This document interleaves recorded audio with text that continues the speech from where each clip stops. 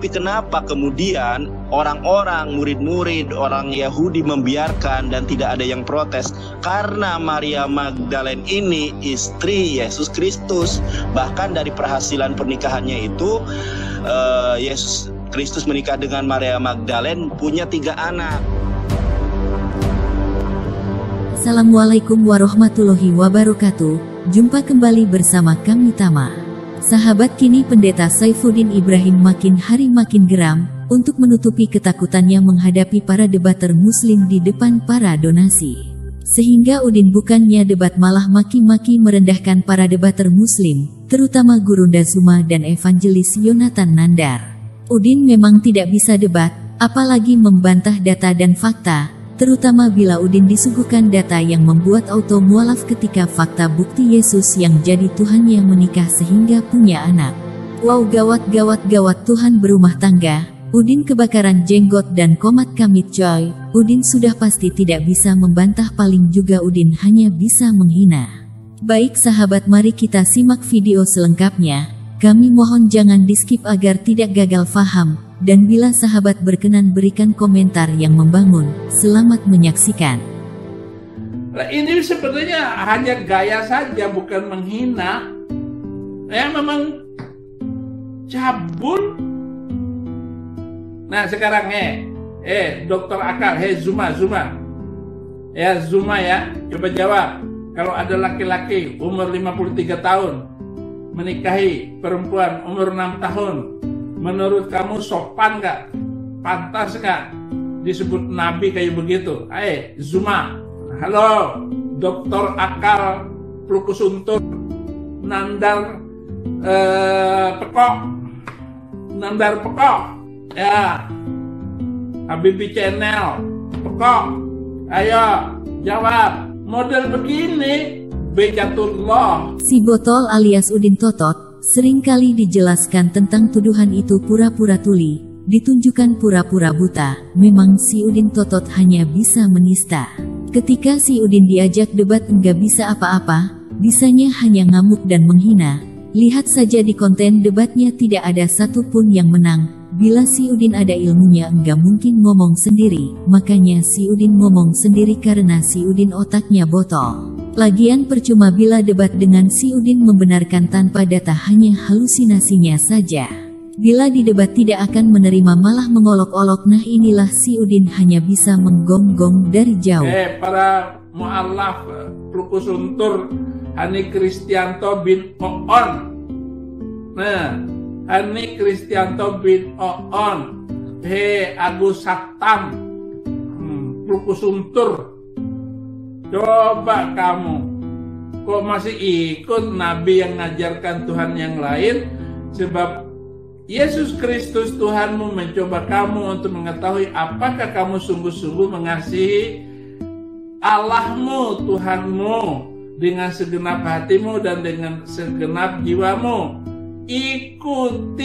Ikuti apanya, Din? Maksudnya harus mengikuti Tuhan yang menikah dan berumah tangga yang punya anak 3. Kamu waras enggak, Udin? Jangan-jangan kamu sudah gelo.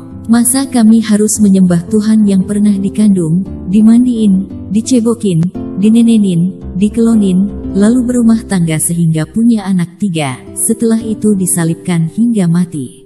Di mana otak warasmu, Din? Atau kamu tidak waras, Din? Pakai otaknya, Din. Nyiplototin, Din. Evangelis Yonatan Nandar mengungkap data dan fakta dari kitabmu yang menjelaskan Yesus menikah dan punya anak 3. Silahkan tonton. Selamat galau. Galau hahai.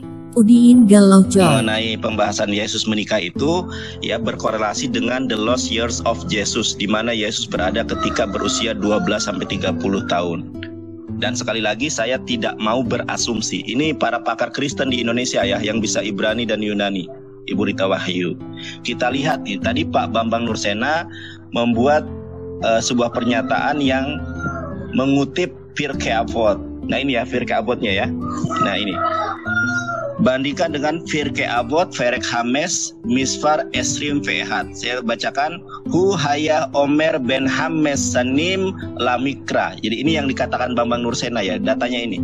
Kemudian Ben Esreh Lamisna Ben Salos Esreh Lamisfot ya. Kemudian Ben Hames Esreh La Talmud ya.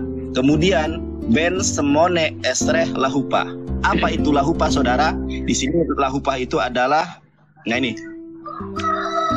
lahupa itu adalah kanopi pengantin. Kita lihat nih, perhatikan hurufnya lahupa. Kita cari di Google apa itu lahupa. Nah ini ya hurufnya ya, pencarian di Google lahupa.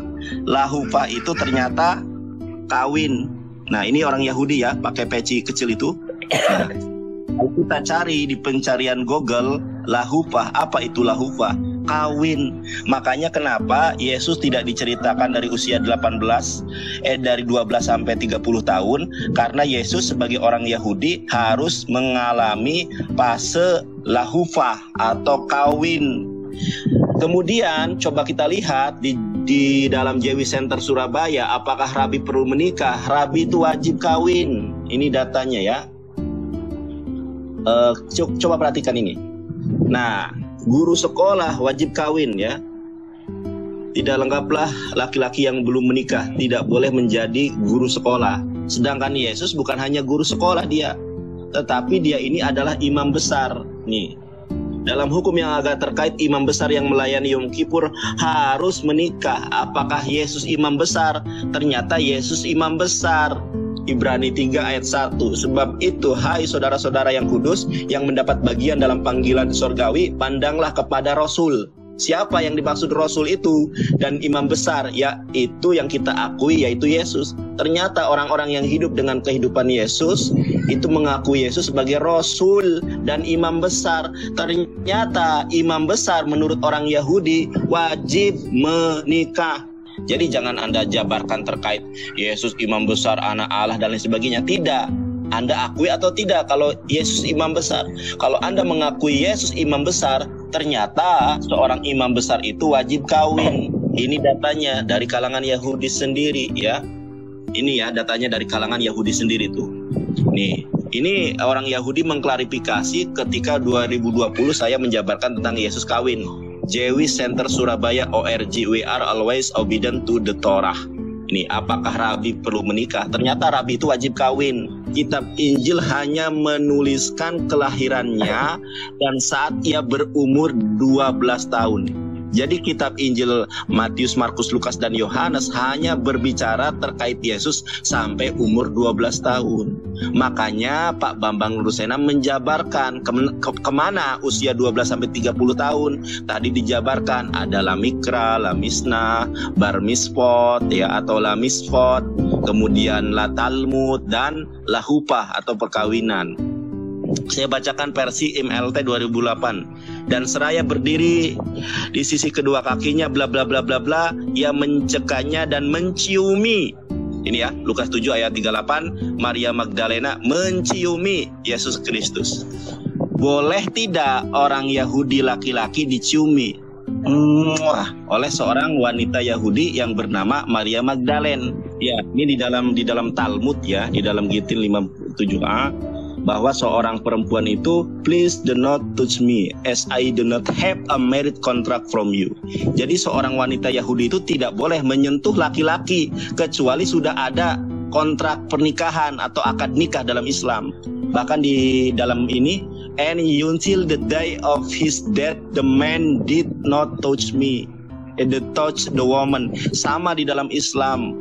Itu nggak boleh laki-laki yang bukan mahram menyentuh wanita yang bukan mahram. Makanya Islam melarang, mengharamkan pacaran karena nggak boleh menyentuh. Sama dengan Yahudi pun. Ini dalilnya bahwa seorang Yesus nggak boleh diciumi oleh wanita Yahudi.